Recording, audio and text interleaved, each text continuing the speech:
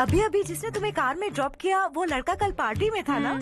जब से मैंने उसे पार्टी में देखा है मैं तो उसे भुला ही नहीं पा रही हूँ। वैसे तुम उसे कहाँ मिली? कॉलेज के बस स्टॉप के पास वेट कर रहा था। प्रपोज किया?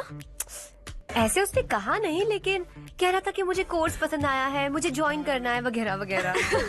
हाँ, लेकिन ज्यादा दिन टिकेगा नहीं। जिस दिन उसने अपने प्यार का इजहार किया उस दिन बताऊंगी कि मैं क्या चीज हूँ। हे, तुम्हें नहीं लगता कुछ ज्यादा हो रहा है? इतना हैंडसम लड़का अगर मेरे पीछे पड़ा होता तो मैं उसे फट से गले लगा लेती। वो कितना क्यूट है, बाकी लोगों से काफी अलग है वो। ओह अच्छा, all guys are the same. कल शाम तक वेट करो, देखना नया अपडेट दूंगी तुम सबको।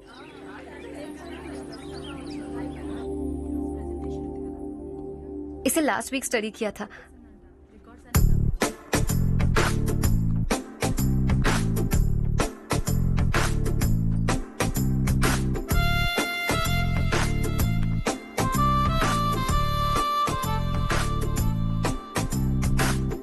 हाय हर्ष। सुभाष।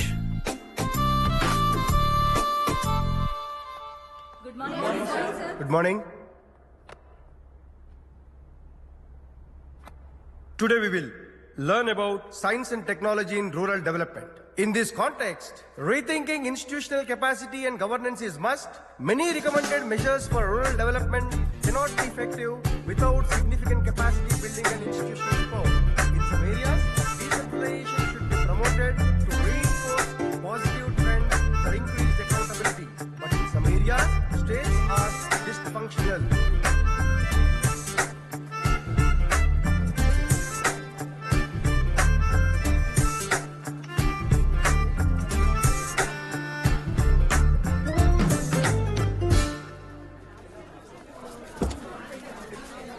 हाय।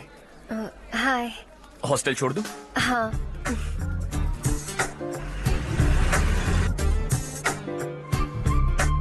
बुरा ना माना तो एक बात पूछूं? पूछो। मैंने अभी ज्वाइन किया है ना, पहले के क्लासेस मिस हो गए। उसके नोट्स दे दो, मैं कॉपी करके तुम्हें लौटा दूंगा। मैंने ठीक से कुछ नोट नहीं किया। लाइब्रेरी के बुक्स में सब मिल जाएगा। ओह अच्छा।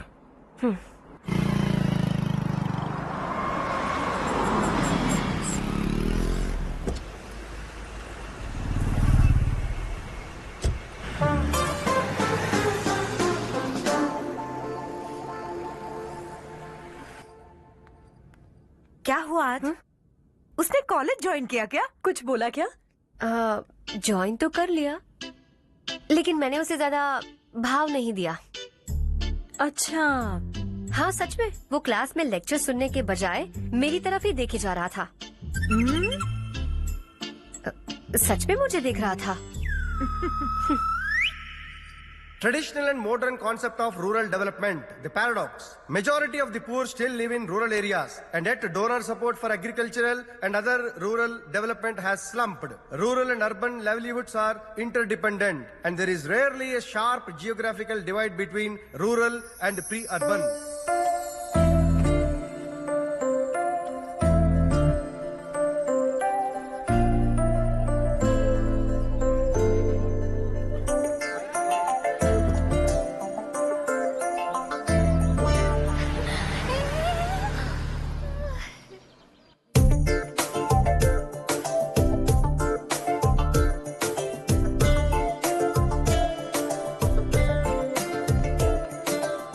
क्या कर रही हो? क्लास का टाइम हो गया। होने दो, क्या फर्क पड़ता है?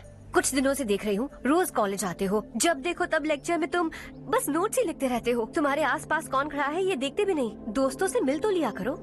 न हाय करते हो, न एक स्माइल करते हो। It really hurts my feelings.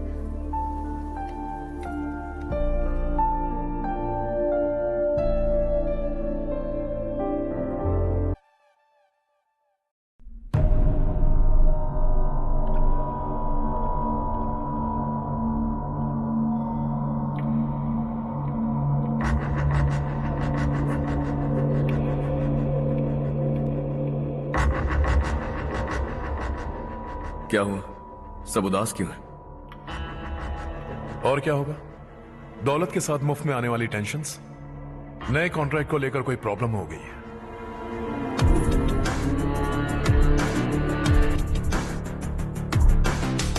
तुम बिल्कुल सही कह रहे हो, जरा होल्ड करना। राधे, सेंट्रल मिनिस्टर विश्वनाथ राव का बेटा बाहर अपॉइंटमेंट लेने को कह रहा था। उसकी जान लेने वाला था, लेकिन थप्पड़ मार के छोड़ दिया। हाईवे एक्सपेंशन कॉन्ट्रैक्ट के बारे में बात करने आया हूं।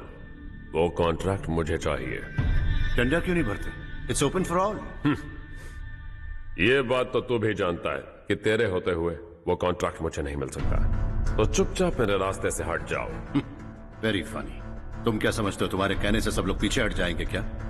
जाओ टेंडर भरो।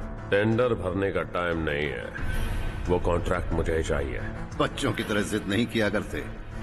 बच्चा, चल तुझे एक कहानी सुनाता हूँ। रोज मंदिर जाने वाली तेरी बीवी घर नहीं लौटी तो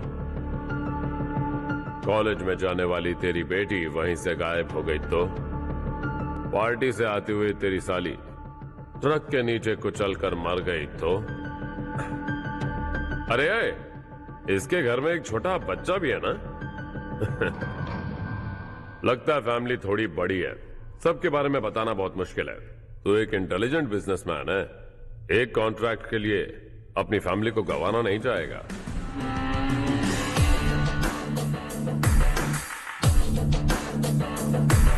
ऐसी धमकियां देने वाले बहुत लोग होंगे, लेकिन मैं उनसे अलग हूं। मैं कुछ भी करूं, मुझे बचाने के लिए मेरे पीछे एक बैड फादर है।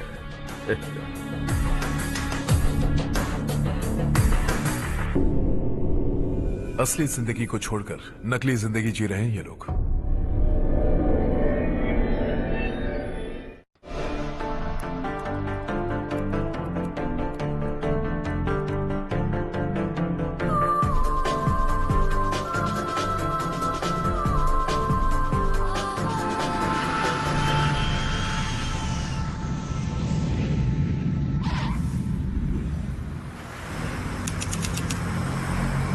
कल की फेयर ओपनिंग में मुझे जरा सी भी कवरेज नहीं मिली है। बस न्यूज में ये दिखा रहे हैं कि मैंने ओपनिंग की है, पर एक भी फोटो नहीं डाली। और ये पहली बार नहीं है, हर इवेंट में ऐसा ही हो रहा है। ये बिल्कुल ठीक नहीं है। कब तक हमारे बारे में कोई और लिखता रहेगा? हम अपने बारे में खुद क्यों नहीं लिखते? तुम्हारा मतलब? सोशल मीडिया, फेसबुक, ट्विटर, सिर्फ इवेंट क्या, उसमें आप जो चाहे लिख सकती हैं।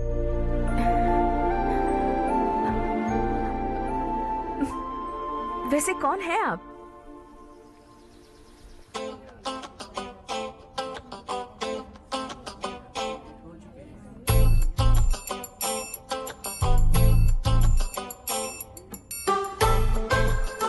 हाय। हाय। होमवर्क कर रही हो? Post graduation thesis. बस आखिरी बार मेरी तरफ से हाई कमांड से बात कर लीजिए। अगर मेरी मिनिस्ट्री चली गई तो पूरे स्टेट में मेरी इज्जत मिट्टी में मिल जाएगी। हाँ हाँ प्लीज सर, प्लीज सर।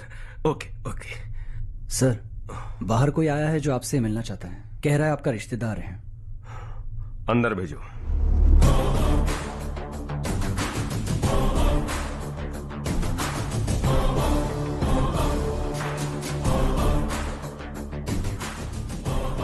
कौन हो तुम?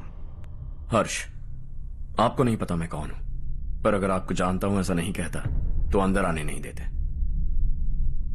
किसी कॉन्ट्रैक्ट के मामले में आपका बेटा मेरे डैड के पास आया था। धमकी देने लगा कि वो टेंडर उसे चाहिए और डैड को हटने के लिए कहा। उसने ये भी कहा कि नहीं हटे तो फैमिली को खतरा है। टेंडर और बिजनेस के बीच अगर फैमिली को लाया तो मैं उसके थोबड़े का नक्शा बदल दूंगा। बिजनेस में फैमिली बीच में नहीं आनी चाहिए। हर्ष, तुम यहाँ कैसे? तुम्हारे डैड से थोड़ा सा काम था। ओह अच्छा। डैडी, हर्ष का जो भी काम है फौरन हो जाना चाहिए। Very nice guy. आप लोग बातें कीजिए, मैं अभी आती हूँ।